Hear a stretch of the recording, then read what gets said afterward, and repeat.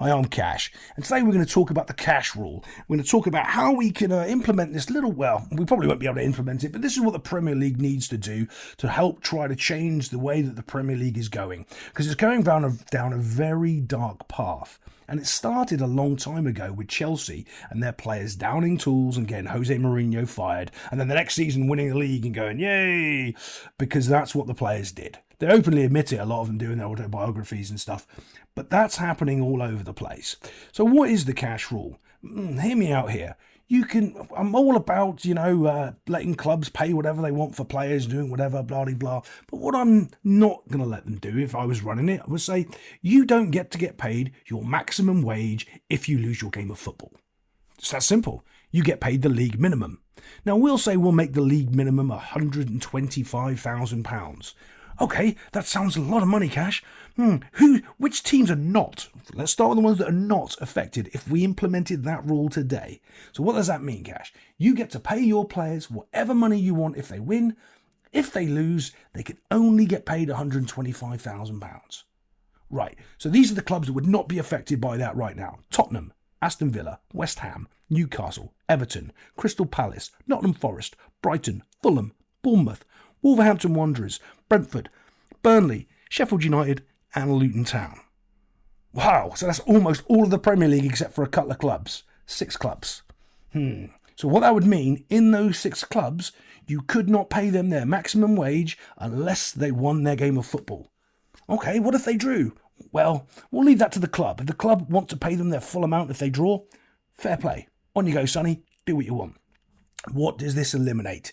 It eliminates player power. If you want to sulk and go off and not be part of the squad, well, if you're part of the squad and you win, you're going to get paid your bonus, your proper wage. However, if you're not part of the squad and you're sulking, sorry, mate, and you're not going to train with the squad, Jadon Sancho, we're all talking about you. It wasn't you who started it, though. It was Alexis Sanchez back in the day. You're only following suit, which all the other players have already let out for you. And that's why I'm saying that this is going to be an ongoing problem, because other players have done it before. Other players have hung other managers out to dry. Other players have just, well, we'll just lose this game. Doesn't matter. Don't think they haven't. They have. Look at what Chelsea did to Jose Mourinho that one season when all the players down tools. So we know this happens. But what does it do? They can't get paid their full amount.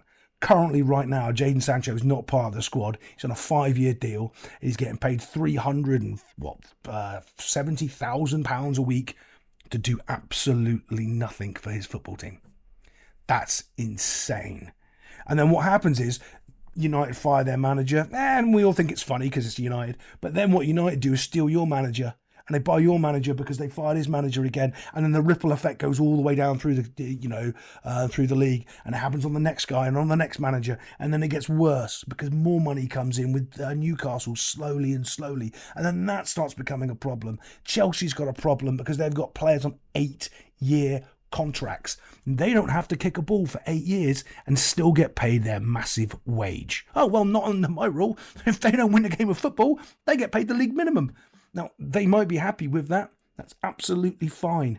But slowly but surely, they will change their mind. Because footballers are one thing, they are egotistical. And when you keep laughing at them for getting paid their league minimum, okay, they can buy a house every week with it.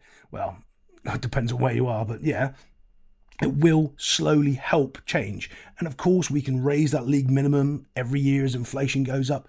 But quite frankly, it's not the best idea, but it's an idea. And if we don't have ideas and we don't push them forward, before we know it, we're all going to be in the Super League, all going back, well, we should have had some ideas of how to fix little things of infrastructure.